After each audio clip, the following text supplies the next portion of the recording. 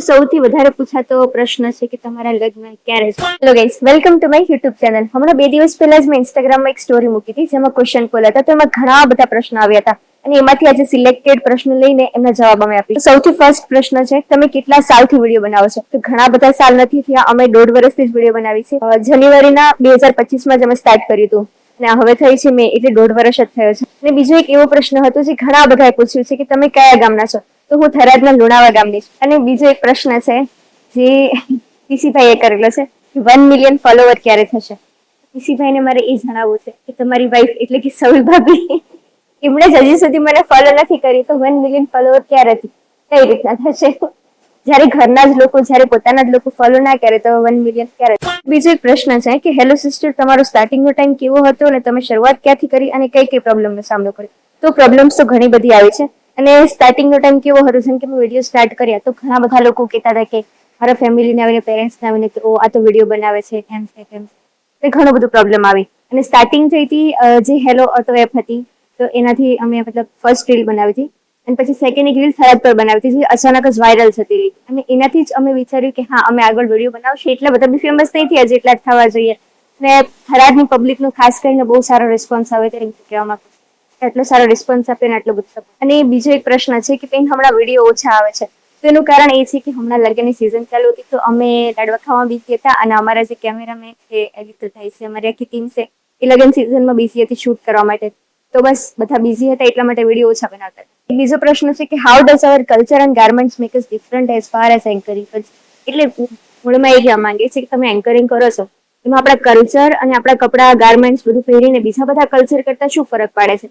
બીજા બધા કલ્ચર્સ તો મને ખ્યાલ નથી, પણ આપણા કલ્ચરનું મને ખ્યાલ છે કે હું આપણા સંસ્કૃતિમાં રહીને અને આપણા કલ્ચરમાં રહીને બધા વિડીયોઝ હોય છે, એન્કરિંગમાં જાઉં છું ત્યાં પણ ફૂલ ધ્યાન રાખું છું કે મારા પોતાના કલ્ચરના લગતા જ કપડાં હોય અને પરફેક્ટ હોય, જે ક્યાંય કલગર જેવું ના લાગવું જોઈએ. આ મને બીજા બધા એન્કર કરતા અને બીજા બધા કલ્ચર કરતા અલગ પાડે છે મને. અને પછી બીજો એક પ્રશ્ન છે જે ઘણા બધાએ પૂછ્યું છે કે વિડીયો બનાવવાના કેટલા પૈસા મળે છે? એ વાતે બતાઈ નહીં જાતી. બીજો એક પ્રશ્ન છે કે દીદી તમારી એજ શું? તો હા, એજ રિવીલ કરશું, પણ ક્યારે? જયારે યુટ્યુબમાં છે ને 20,000 સબસ્ક્રાઈબર થઈ જશે ને ત્યારે એજ રિવીલ કરી દઈશું કે આટલી મારી એજ છે, બર્થ ડેટ સાથે. અને પછી એક પ્રશ્ન છે કે how did you started your journey as a content creator? What difficulty? કે કોન્ટેન્ટ ક્રિએટર તરીકે તમારી જે જર્ની સ્ટાર્ટ થઈ છે એમાં શું શું ડિફિકલ્ટ થઈ છે, શું શું પ્રોબ્લેમ આવે? તો ઘણા બધા પ્રોબ્લેમ આવે છે. જેમ કે પહેલા તો ફેમિલી, પછી રિલેટિવ્સ.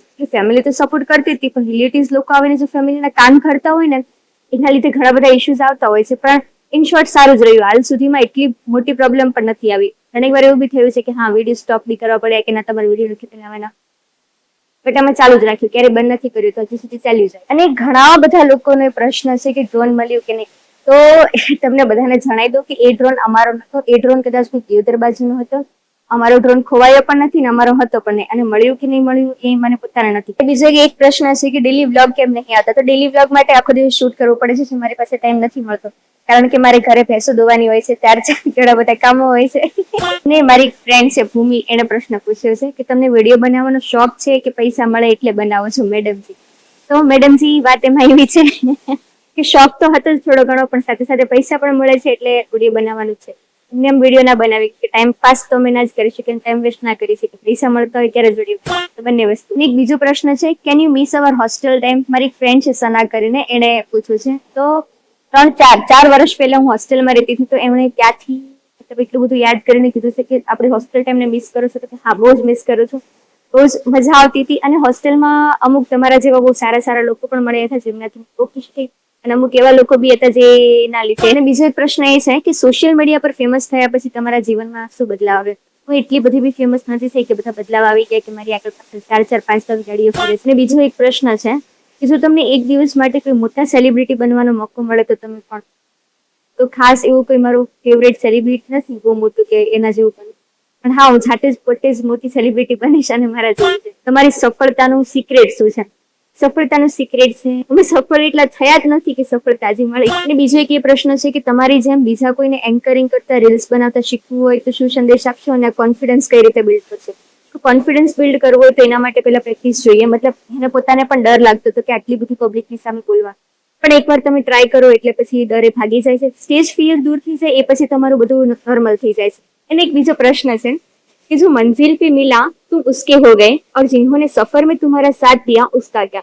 અને જેણે આ વસ્તુ લખી છે એ તો ફોલો જ નથી કરતા, એટલે તમે કઈ રીતના કહી શકો છો કે તમે સફરમાં અમારો સાથ આપ્યો છે? તમે સફરમાં જરાય સાથ નથી આપ્યો. તો સૌથી વધારે પૂછાતો પ્રશ્ન છે કે તમારા લગ્ન ક્યારે છે?